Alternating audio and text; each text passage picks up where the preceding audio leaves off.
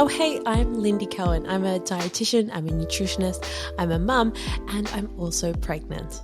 I thought I'd create this video to help you work out what are some healthy snacks you can have while you're pregnant and growing that sweet little bub. One of the things that can happen in pregnancy is we start going, oh, I'm not sure what I'm allowed to eat. So I thought I'd pop in here and share some healthy snack ideas in pregnancy. And to be honest, they look pretty similar to the kinds of snacks that you would have when you're not pregnant, except we are avoiding some of those, not pregnancy-friendly foods. But I'm gonna share a few of my favorites with you. So a very simple snack that I always recommend is a piece of whole grain toast with some avocado on it. The combination of those nutrients is so good.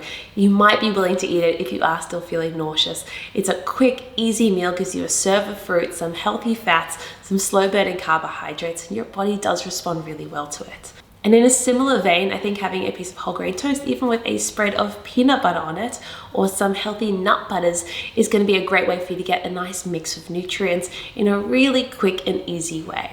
While we have the nut butter out, something else I really love to have is a piece of fruit, like an apple with some nut butter. Make sure you rinse the fruit really well before you eat it. And I find the combination of the acidic and the creaminess from the almond butter can be really good for you. We're getting in those healthy fats, we're getting in the protein, we're getting that serve of fruit that is so useful. And what you notice about some of these snack recommendations that I'm making is that they are actually filling. They are going to actually make you feel like you've just eaten something. Sometimes what we do in nutrition is we try to go for options that are just so light and small because we're trying to be good. Perhaps we've been dieting before and we go, well, we know what 100 calories is and that's what I'm allowed.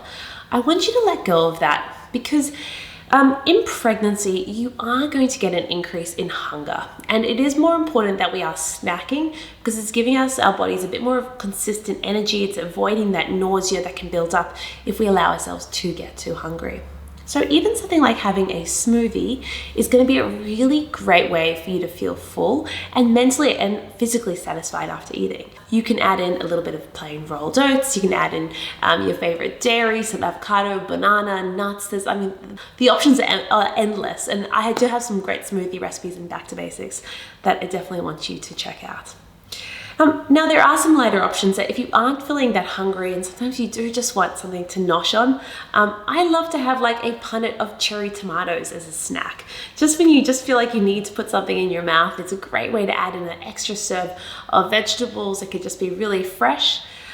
Some of the people in my baby group, they actually talked about how especially when they were nauseous, that just having some plain cut up cucumber with some salt and pepper and some extra virgin olive oil was something that they could really digest and an easy way for them to get in a little bit more vegetables. And I think it's a great idea. I've also been recently cutting up some tomatoes and cutting up avocado and just eating that. Those are my cravings were telling me to do. And so that's what I was following. Another really great idea is to try and find ways to include a little bit of dairy into your diet. So having things like cheese and crackers can be a really great way if you're having those salty cravings and you're thinking about going for a packet of chips. It's a great way to get a little bit more dairy, some calcium, some protein, and it's definitely going to be filling and satiating. I think something we often forget about is hydration and liquid, and I think even just having a glass of milk, either on its own or added to one of these snacks, can help it be more filling. It's also another way that we get more calcium, which is going to help our baby's bones grow nicely. And on dairy, there is definitely yogurt that can still be eaten. And we're looking for something that is store-bought so that it has been pasteurized and something that has those probiotics in it that's going to help with your gut health and hopefully help your baby with the calcium to grow those strong bones. If you are willing to have just a plain Greek yogurt, I like to add in a little bit of honey. Honey is fine to eat in pregnancy. Babies, it's not recommended that they have honey because of botulism, but we just basically want to try sweeten it to our taste preferences as opposed to going for that store-bought sweetened yogurt. And you can add in some seeds and nuts if you want to make it feel more filling. Add in a little bit of homemade muesli on top, just so you actually feel like you've eaten a meal. I think you understand what I'm saying here. There are so many options that you can have when you aren't pregnant. Most options are still available to us.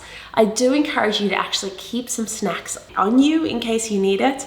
And to be honest, I also keep a box of muesli bars that I just buy from the supermarket in my car, for sometimes there are moments where you come back from an appointment that's run late and you just need to eat something. And I think it's better to let go of that perfect idea of how you're going to eat. And sometimes fed is better than perfect. Actually, fed's always better than perfect. So just keep that in mind when you're thinking of these healthy snacks.